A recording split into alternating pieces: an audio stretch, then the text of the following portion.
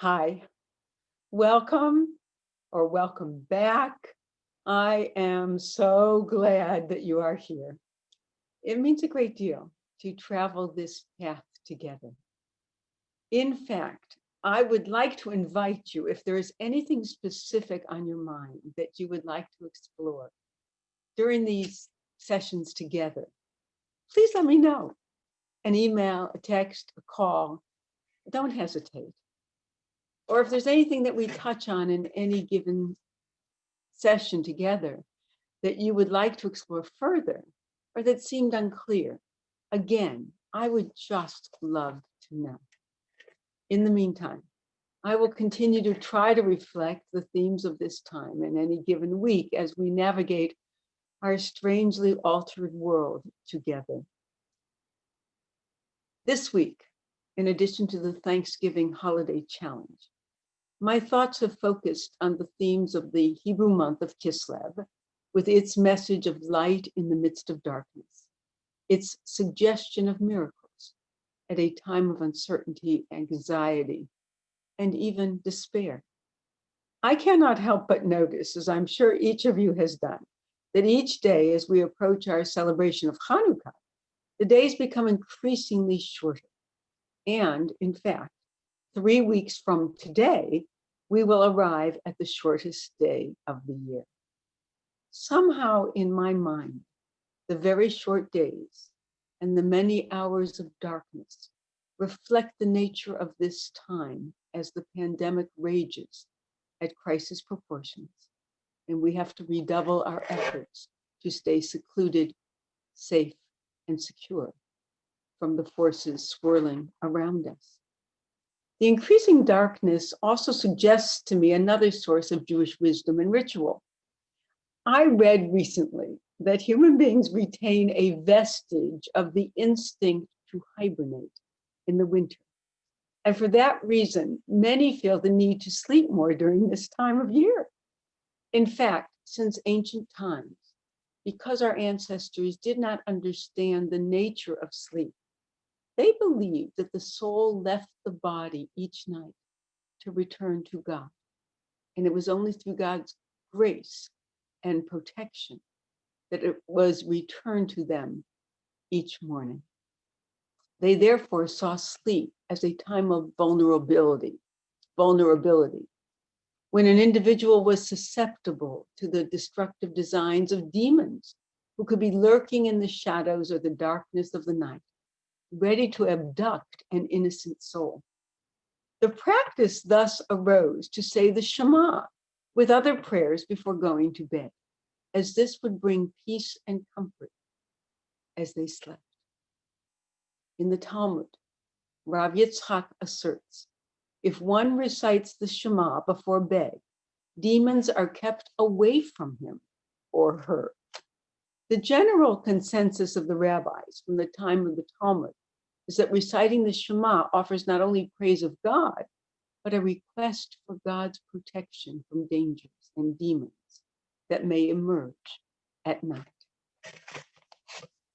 Over time, the recitation of the Shema at nighttime developed into a collection of prayers, each of which, in some form, asks for God's protection and shelter during the night. This winter is a time of double darkness. In the natural world, we will have the shortest number of daylight hours of the entire year for the weeks leading into and out of December 21st. In addition, this will be a dark winter by virtue of the ongoing threat of the pandemic and the destruction and devastation that it will cause. It occurred to me, therefore, that we might all be seeking a source of comfort and protection, even if we do not literally believe in a God who protects us during the night. It may be helpful to think in terms of relinquishing our concerns when we lay down our heads, but also as a respite for our weary souls and spirits. The prayers of the bedtime Shema address that need. They begin with an introductory passage in which the individual informs God that he or she will forgive anyone who has wronged them during the day. Imagine giving up that hurt or that grudge before going to sleep. The person then prays, "Blessed are you, Adonai our God, who rules the universe, bringing sleep to my eyes and slumber to my eyelids." It also asks God to protect the individual so that he or she may lie down in peace and arrive in peace, hoping that the next day will bring new light, for God's glory gives light to the entire world. The next section contains the Shema itself and the Va'ahavta. Most of the Hashkivenu prayer is included, which asks again for protection when we lie down and when we rise up. The constant theme of asking God to protect us brings attention to the fact that sleep is a transitional state. Our experience of COVID is also a transitional state. We are certainly seeking protection when we lie down and when we rise up, but we would also like to relinquish our concerns, to be relieved of the constant weight of their oppressive force. Perhaps there is a possibility here of a way to let them go, if only briefly, at night, or if it would have more impact and meaning at any designated time of the day. The point is that our tradition understands the anxieties and fears of darkness and seeks to ameliorate those feelings with passages of comfort and of hope. The entire sequence of prayers that compose the bedtime Shema conclude with the familiar song, familiar poem actually, Adon Olam. Some scholars believe that Adon Olam, which is the song we associate with the closing of a service, was originally written as a bedtime prayer. Even as a child, I always found comfort, especially in the final stanza. B'yado afkid ruchi, ve'et ishan, ve'a'ira, ve'im ruchi, geviyati, Adonai li, ve'lo ira. Any number of melodies. The most familiar would be B'yado afkid ruchi, ve'et ishan, ve'a'ira. Excuse me. V'imruchi geviyati Adonai li ve'lo ira. And what it means is, into your hands I commit my spirit, both when I'm asleep and when I am awake. And with my spirit, my body also. Adonai, you are with me, and I will not fear. So let us breathe.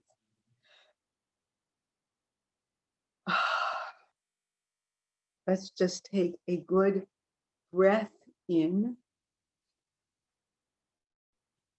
Possibly the first one since last week. That's what it feels like to me. And let us adopt any position that is comfortable for this process. I like to sit with some attentiveness, even though comfortable. And let us place our hands in our laps, possibly opening our palms upwards. I always close my eyes. Some people prefer to softly close them.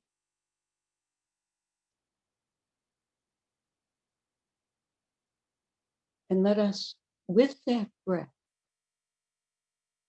let us breathe in just the word Shema.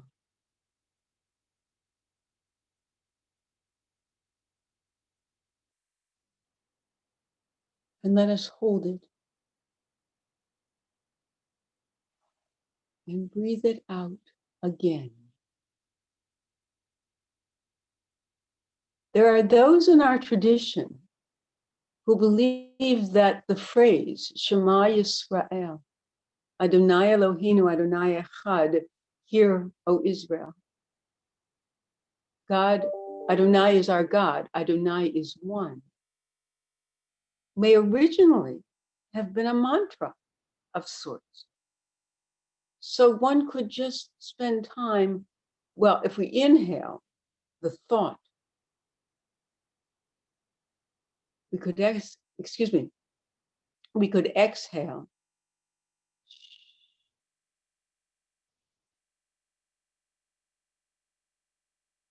the sh of Shema.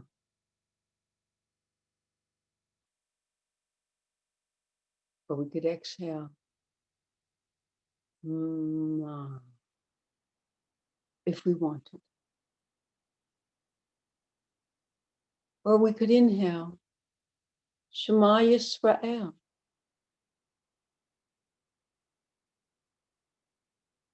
And exhale Adonai Elohim.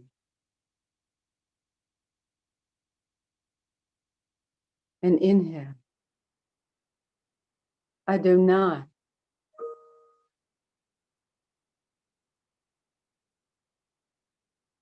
And exhale Echad.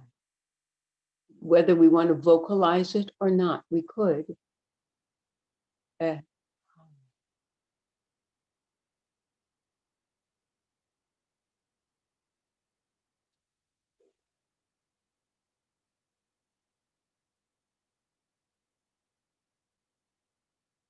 If it helps you to focus, to eliminate the distractions, to just think Shema Yisrael, I invite you to do so. At any time of the day or night, some people, as we have said, the bedtime Shema means that the last thing they do before they close their eyes, or as they close their eyes, is they say the Shema. And that may be a comforting ritual for you to do at any time, especially during this time, or just to do at night.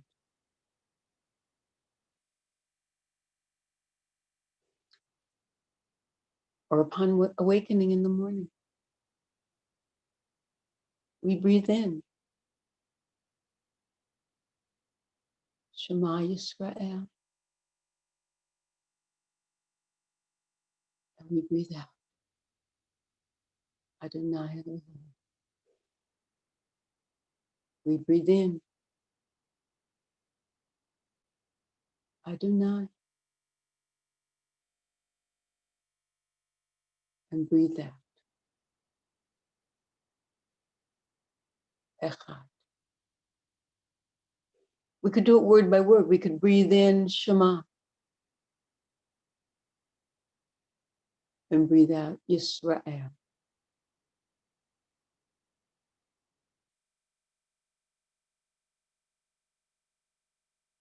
Adonai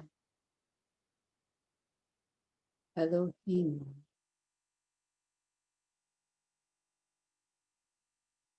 Adonai Echad.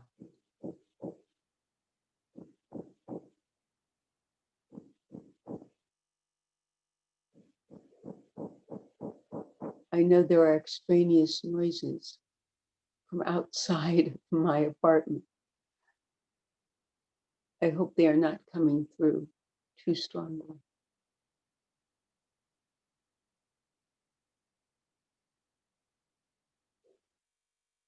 We might also think,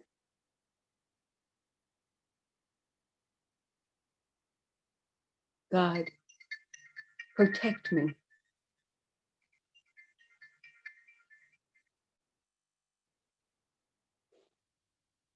God, protect me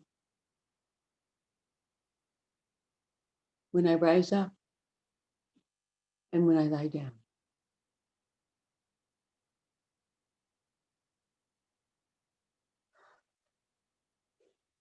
when I rise up, and when I lie down.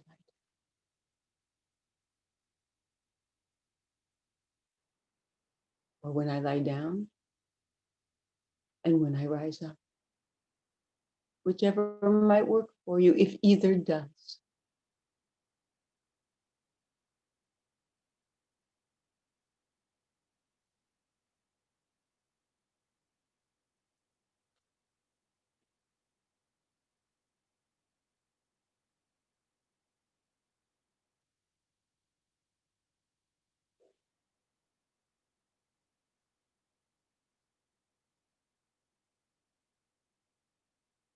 And then possibly the third thought that you might want to adopt. In the Hebrew, it's Adonai li velo ira. Adonai li velo ira. Very simply, God is with me. I will not fear.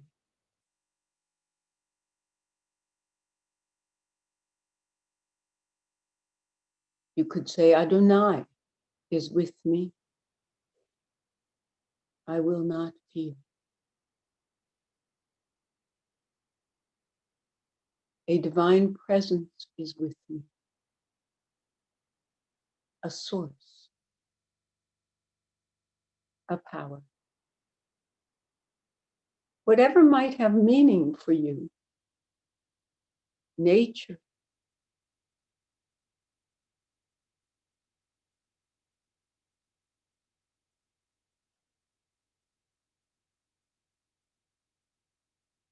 might be something that you would like to invoke during this time, especially, but at all times.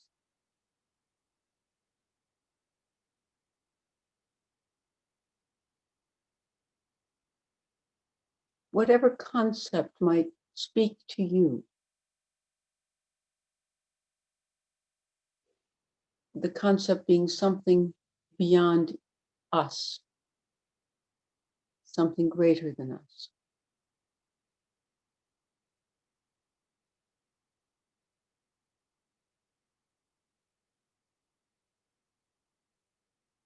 And yet of which we feel a part.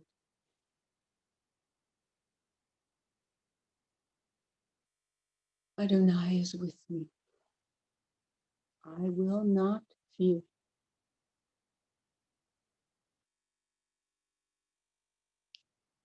God is with me. I will not fear.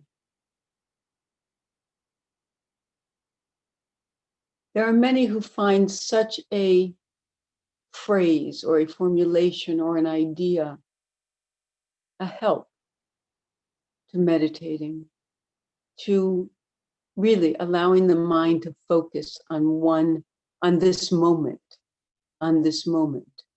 and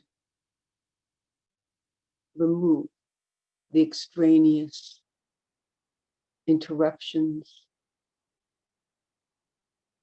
distractions, and let us just let go of them so that we can be present right at this moment, just to breathe in and out, unconcerned about what may happen 5 minutes from now, not reliving what happened an hour ago, just being right here, right now.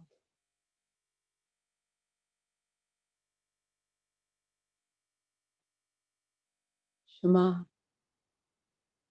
Yisrael, Adonai Eloheinu, Adonai,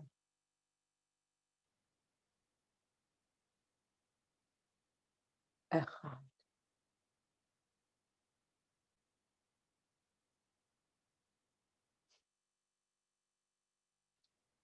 It can be just a mantra, or it can be a reminder that we are all part of something greater.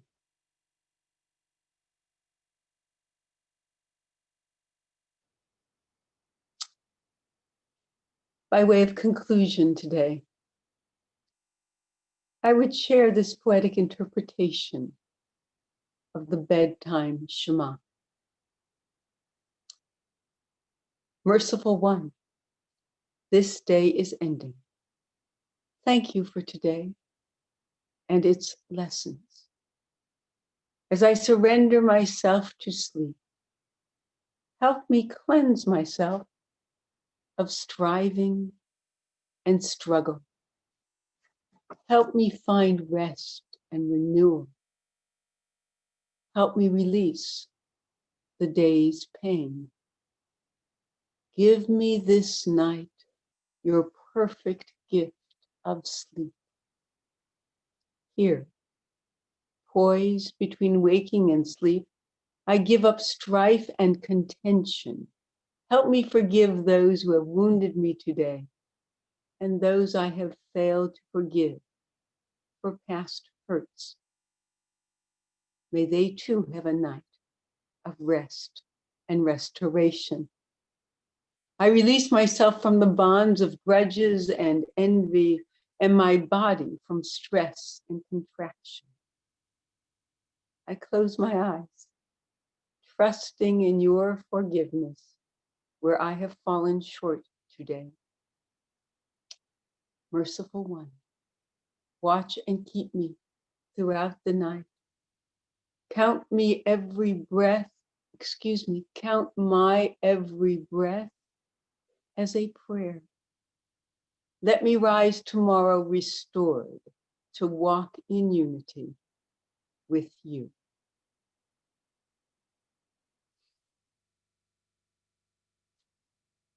I believe that is a lovely goal, to count every breath as a prayer.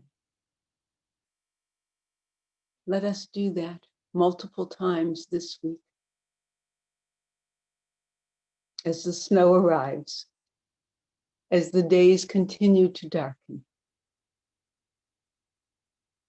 and as we approach all of our challenges with a sense of composure, of quiet, of every breath as a prayer. I wish you a healthy and safe week. And I look forward to sharing time together again next time. God bless.